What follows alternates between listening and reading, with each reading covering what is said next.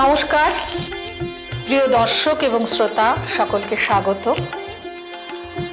তরঙ্গ একটি শিল্পমঞ্চ যা বয়সে নবীন হলেও ভাবনায় প্রাজ্ঞ। এই শিল্পমঞ্চে গান থাকবে, থাকবে কবিতা পাঠ, তেমনই থাকবে কিছু দৃশ্যকল্প আর সংলাপ যা জীবন এবং শিল্পকে ছুঁয়ে থাকে। আর থাকবেন আপনারা। তথাকথিত এই বাণিজ্য নিবিড় সময়ে যারা অন্যতর ভাবনায় গান গাইছেন, লিখছেন, তাদের ভাবনা, তাদের কথা শোনার, জানার এবং সকলের সঙ্গে ভাগ করে নেওয়ার একটি প্রয়াস তরঙ্গ শিল্পমঞ্চ। আমরা আশা করব এই মঞ্চে আপনাদের সান্নিধ্য আমরা সব সময় পাব। নমস্কার।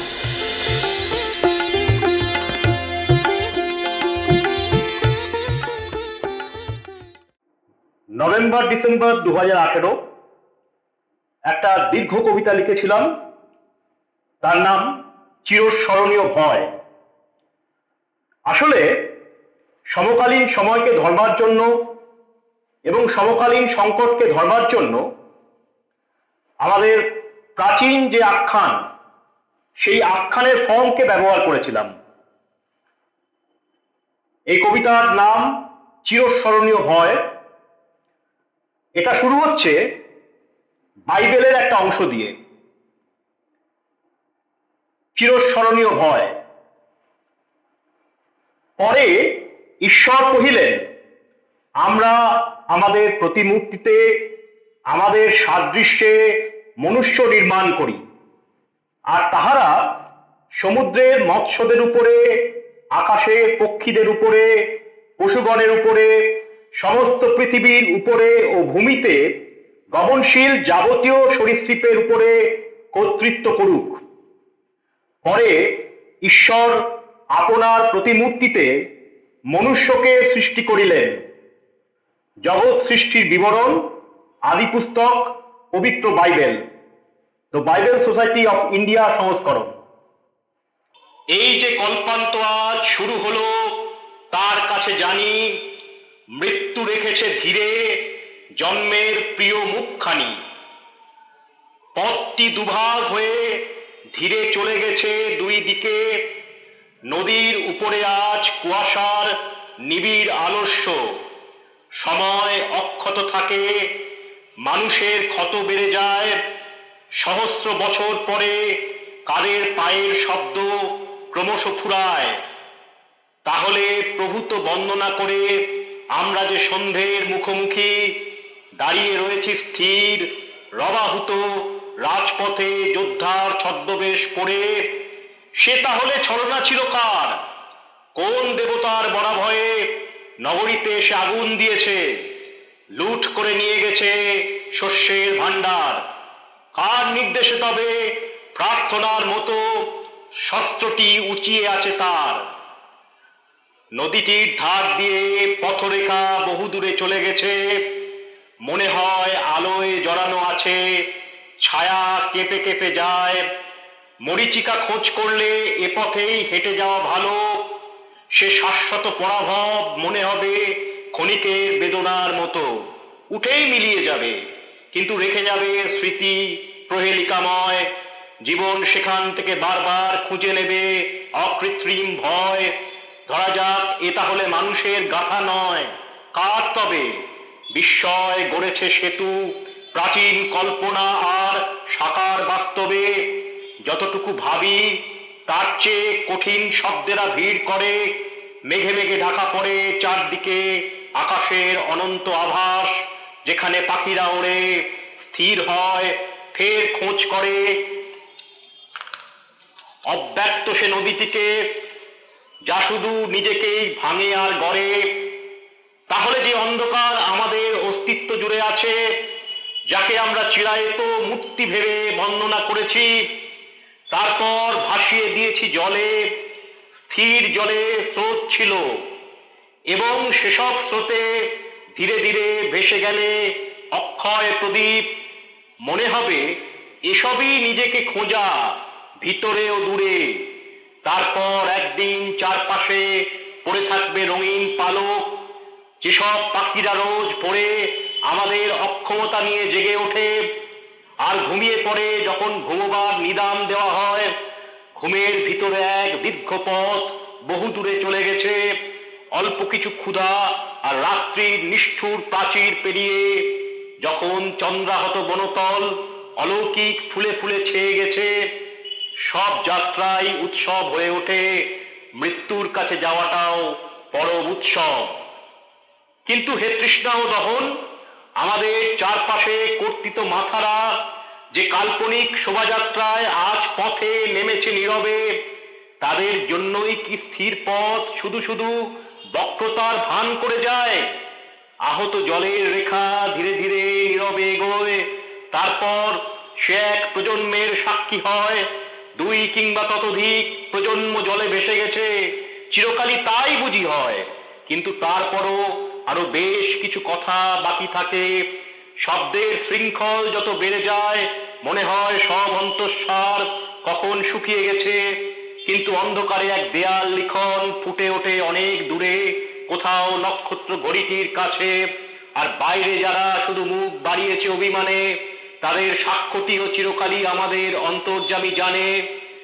তবে সে শূন্যতার পরিধি কত দূর, যখন এক রাজসভা জুড়ে বিদূষক বসে থাকে, পাত্র মিত্র থাকে, আর অদৃশ্য রাজা অনেক দূরের থেকে বলে যায়। সহস্র শতাব্দীর ওপার থেকে ভেসে আসে দুর্গ প্রাকারের উপর থেকে অথবা মাটির গভীরে সেই স্বর, যা স্তব্ধ স্থির। আবহমান ক্ষুধা চোখ মেলে আর লোভে চকচক করে ওঠে সমস্ত যোজন ব্যাপী স্বর্ণ মুদ্রাগুলো।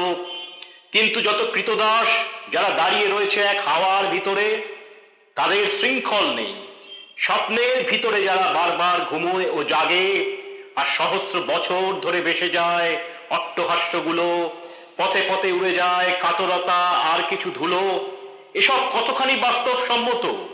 সভ্যতার দায় ঠেকবে কবে? ভাবতে ভাবতে দেখা গেল শীত রাতে কুয়াশা নেমেছে, চাঁদের নদী খাতে অকপট বক্রতার ছবিগুলো কাল গর্ভে ডুবে যায়। চেতনা কখন যেন চৈতন্য হয়ে ওঠে। তবু এই শূন্যতাকে দেখা যাক আলোর ওপার থেকে। বাহারি নকশার মতো মাঝরাতে ফুল ফুটে ওঠে, দিগন্তে আগুন জ্বলে, আর সেই অলৌকিক নদীটির জল আগুন নিভিয়ে দেয়। পুনরায় চারপাশে কলরব গুলো ধীরে ধীরে জেগে ওঠে। আসলে এত সব ঘটে যায় কারণ মানুষেরা শব্দের উপচার সাজিয়ে বসেছে। কিন্তু মানুষ কই?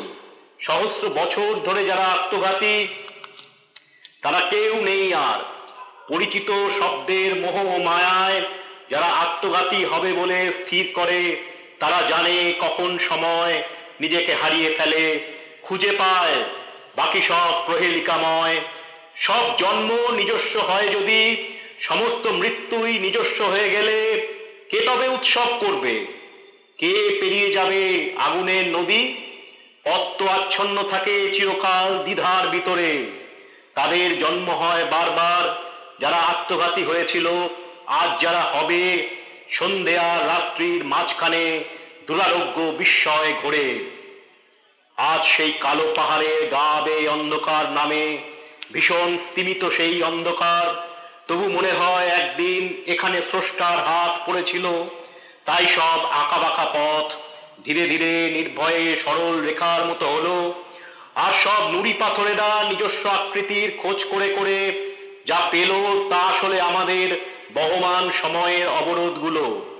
নক্ষত্র ছুটে গেল নক্ষত্রের দিকে, বৃক্ষতল ফুলে ফুলে চেয়ে আছে, ঝরা ফুল চেয়ে থাকে আকাশে হেলানো সেই মিনারের দিকে। তারা জেনেছিল সব গন্ধমাখা অন্ধকার আর বায়বীয় আশ্রয়গুলি। তারপর সহস্র বছর গেল, দিনের পায়ের ছাপ, রাতের পায়ের ছাপ, আর আবহমান আকাঙ্ক্ষারা জন্ম আর মৃত্যুর আবর্তন মেনে মানুষের অসহায়তার গুহালিপি পাঠোদ্ধার করতে করতে একদিন তাদের নির্বাচিত আলোর অভিষ্ট লক্ষ্যের দিকে ছুটে গেল। কিন্তু সে পথে কোনো রাত্রি নেই, দিন শুধু মেপে মেপে পা ফেলে। এভাবে সহস্র বছর ধরে সূর্যটি মাথার উপর জেগেছিল, তারপর পৃথিবীর অনাগত দ্রাক্ষা বনে খসে পড়ল একদিন। বাতাস দ্রুততর হলো, আর আমাদের লেখার খাতা জুড়ে গোধূলি বোঝাতে গিয়ে বিস্তর আঁকিবুকি কাটা হলো। তারপর উল্লাসের বাঁধ ভেঙে গিয়ে ছেঁড়া পাতাটা উড়ে গেল। রূপোর রেখাবিতে কারা যেন রেখে দিল অন্তিম লক্ষ্যটির স্মৃতি। তাহলে কি প্রকৃতিতে সমাচ্ছন্ন মানুষেরা খোঁজ করে আলোর আড়াল? স্মৃতির আড়াল খোঁজে তারা, যদিও রাত্রিটি তন্দ্রাচ্ছন্ন নয়। কোন পথে হাঁটা ভালো? ঈশ্বর কোন পথে হাঁটে? সে পথে কি শোনা যায় নির্বাসনে উটের কাফেলা চলেছে? তারপর অপার নৈশব্দে কিছু কথা বলা জরুরি যখন, তখন কি মনে হবে অন্তিম রাত্রিটির অপেক্ষা করা ভালো? যখন বিস্মিত হওয়ার পর্ব শেষ হয়ে গেছে আর অসহায়তা আমাদের বিদ্রূপ করে যায়, ছায়ার আড়াল খুঁজলে বোঝা যায় গাছটি শূন্যে উড়ে গেছে, আর আমাদের সংশয়ের উপরে নামে নিরুদ্দিষ্ট ঈশ্বরের হাত। কিন্তু তাহলে যে বাঁশি বেজে চলেছিল বহুক্ষণ, গানের আয়োজন ছিল, তালবাদ্য বেজে চলল, পৃথিবীর নিয়মের ঘটেনি ব্যতিক্রম কোনো। যারা অলক্ষ্যে বাড়িয়ে দিল হাত, যারা বলল আরতি দাও, প্রাণ দাও, তাতে ঢেলে দাও প্রাণপণে কৃত্রিম সারা, অনন্তের আভাস দাও। জলের গভীরে যে স্মৃতি বেঁচে থাকে, যাতে কিছু হৃদয়ের তাপ থাকে ক্ষীণ এক তটরেখা জুড়ে, সেসব তো ক্ষণস্থায়ী মনে হয় আমাদের। তবু ধীরে ধীরে জলের ভিতরে এক স্রোত ওঠে, মাটির স্পন্দন তাতে মেশে। তারপর তারা শুধু নিহত রাত্রির সব পরম্পরা মেনে নিজেরা অদৃশ্য হয়, বাইরে এক দৃশ্যমান পৃথিবী পড়ে থাকে।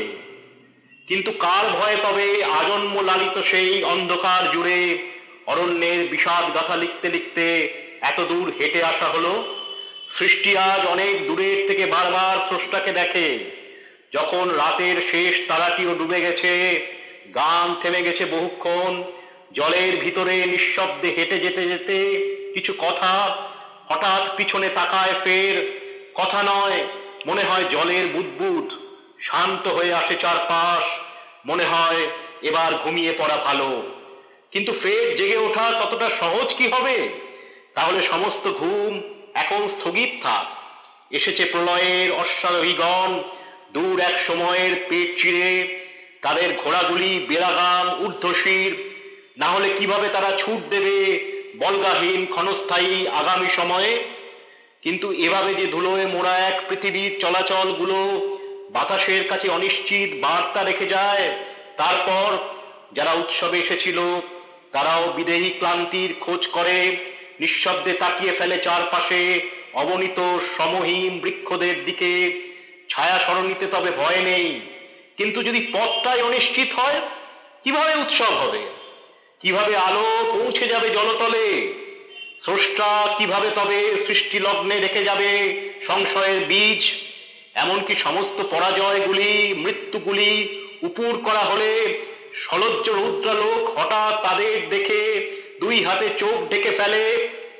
তখন আসুক সে ছায়াগুল্মলতা, প্রগল্ভ বিস্ময় যাক দূরে, জলপ্রপাতে শব্দ সরে যায় দূর থেকে আরো দূরে, যে দূরত্ব মাপার কোনো ফিতে নেই, অজ্ঞাত স্পর্শের খোঁজ ছাড়া। তীরবিদ্ধ বালিহাস পড়ে আছে শিকারীর পায়ের খুব কাছে, বাইরে অবাধ গতি চঞ্চলতা, ভিতরের বালিয়াড়ি ভেঙে যেতে থাকে। মানুষের ছদ্মবেশ ধরা পড়ে, তাই সে এক প্রাচীন পাহাড়ে উঠে ঈশ্বরের খোঁজ করে। মানুষের স্মৃতি যাকে মৃত্যু দিয়েছে, ছায়ার মিনারটিতে অস্তগামী সূর্যের রেখা এসে পড়ে। মনে হয় চারদিকে আকাঙ্ক্ষায় প্রবল দৈন্য জমা হয়, হৃদংসা জমা হয়। ক্ষুধাতুর পৃথিবীতে ঘুরে ঘুরে মরে নষ্ট শব্দের দল, যারা বয়ে আনে হৃদয়ের আরতিগুলো, ফেলে দেয় অবসাদে সমুদ্রের অলৌকিক জ্যোৎস্নার গায়ে। তারপর শোনা যায় বহু যুগ ব্যাপী এক শূন্যতার মোহে নিজেকে ধরার জন্য ফাঁদ পাতা হলো এই নষ্টতর গ্রহে। শান্তি বর্ষিত হোক চারপাশে, এই বলে জেগে উঠে দেখি উটের কাফেলা নিয়ে যারা পথে নেমেছিল অস্থির সকালে, তারা ফিরে এলো সন্ধ্যাকালে।